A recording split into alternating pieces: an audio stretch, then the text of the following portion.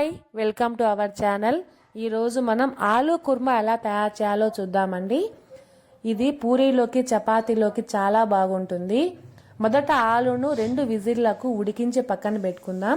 తర్వాత ఒక ప్యాన్ తీసుకొని అందులో కొంచెం నూనె వేసి అది కాగాక కొంచెం ఆవాలు, అలాగే మనం ముందుగానే తరిగి పెట్టుకున్న ఉల్లిపాయ, కొంచెం కరివేపాకు వేసి బాగా ఫ్రై చేసుకున్నామండి. ఇలా ఫ్రై అయ్యాక మనం ముందుగానే కట్ చేసి పెట్టుకున్న 2 లేదా 3 టమోటాలు వేద్దాం. దీనివల్ల కూర చాలా రుచిగా వస్తుందండి. అలాగే దీంట్లో కొంచెం పసుపు, కొంచెం కల్లుప్పు, అలాగే రుచికి సరిపడినంత కారం వేసుకుందాం.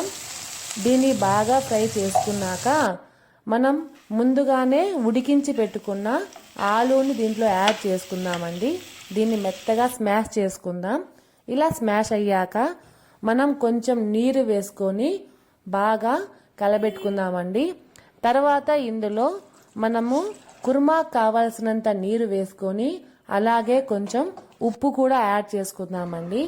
అంతే, ఎంతో రుచికరమైన ఆలూ కుర్మా రెడీ.